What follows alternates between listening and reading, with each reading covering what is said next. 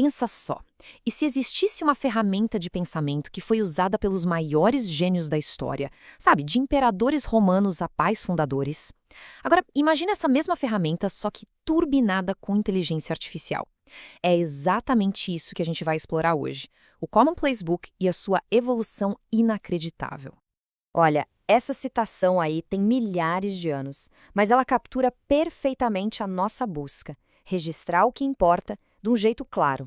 A necessidade de gravar a visão continua a mesma, só que as tábuas que a gente usa hoje, bom, elas estão prestes a se tornar muito, muito inteligentes. E se eu dissesse que muitas das mentes mais brilhantes da história tinham um método em comum para capturar, organizar e principalmente desenvolver as suas ideias? Pois é, essa ferramenta existe e ela é surpreendentemente simples, pelo menos na sua origem. Então, para a gente entender isso direito, vamos primeiro fazer uma viagem no tempo. Vamos conhecer o sistema original, o tal caderno que ajudou a moldar o mundo que a gente conhece hoje. A definição parece simples, né? Mas a grande sacada aqui é a intenção por trás dele. Não é um diário para registrar o que aconteceu no seu dia. Pensa nele mais como um arsenal de ideias, um lugar para registrar o que te marcou. Aquela citação de um livro, uma ideia que surge no meio de uma caminhada, o rascunho de um projeto. É aqui que se guardava a matéria-prima do pensamento. E a prova do poder desse método é simplesmente impressionante.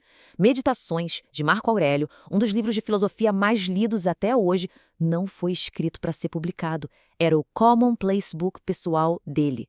Leonardo da Vinci, nossa, ele não separava a arte de ciência. Nos cadernos dele, um estudo sobre o voo de um pássaro podia virar, ali na página seguinte, uma máquina voadora. E Thomas Jefferson, ele usou as anotações que fez de filósofos para construir, tijolo por tijolo, os argumentos da Declaração de Independência dos Estados Unidos. É incrível. E a lista, olha, não para por aí. Vai de estrategistas como Napoleão, passando por cientistas como Newton e chegando até em presidentes como Ronald Reagan, que mantinha um caderninho de citações sempre à mão para usar nos discursos. Isso só mostra que a ferramenta é tipo universal, serve para qualquer área. Ok, beleza.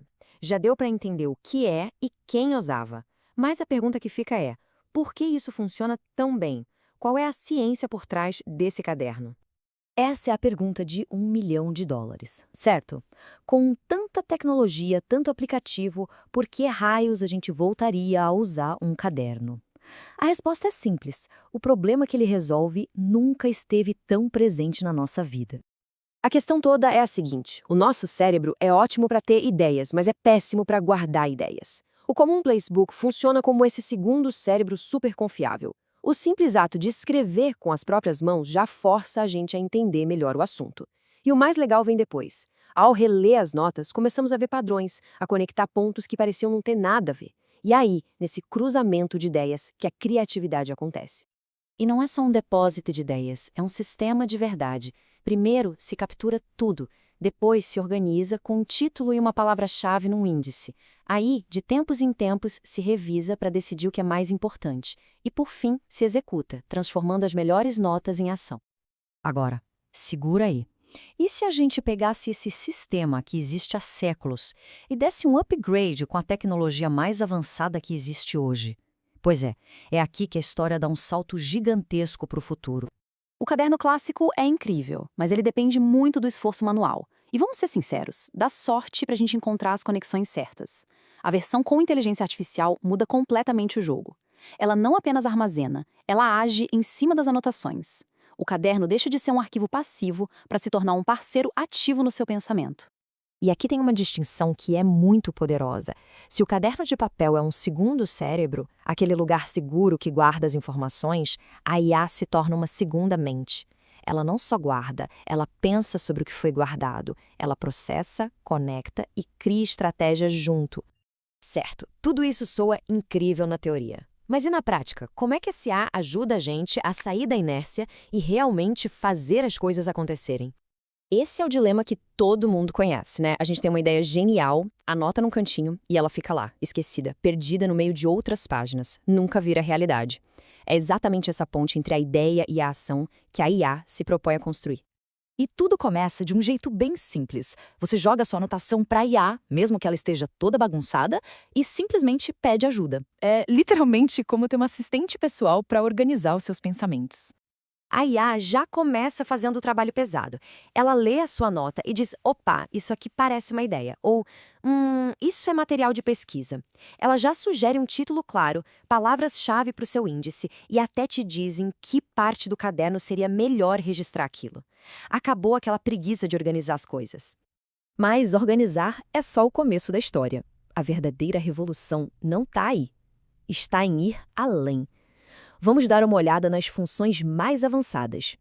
E é aqui que o jogo muda de patamar. A versão Pro age como um verdadeiro estrategista.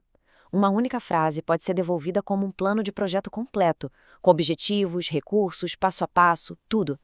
A IA pode ler 10 anotações que não têm nada a ver e te mostrar o tema oculto que conecta todas elas. Ela transforma aquelas reflexões vagas em princípios de vida claros, prontos para serem usados. Olha só esse exemplo de comando. A pessoa só dá a semente, a ideia bruta, e a IA devolve uma estrutura pronta para a execução. O tempo entre a inspiração e a ação diminui drasticamente. No final das contas, os benefícios são transformadores. O resultado é mais clareza, porque as notas soltas viram projetos coerentes.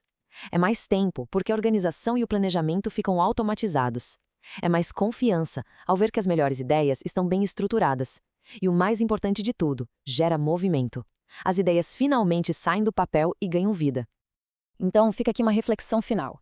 A história já mostrou pra gente o poder que um sistema tem para registrar o pensamento. A tecnologia, agora, nos oferece o poder de dar vida a esse pensamento. A questão não é mais só o que se anota, mas sim o que as nossas anotações, com a ajuda certa, podem se tornar.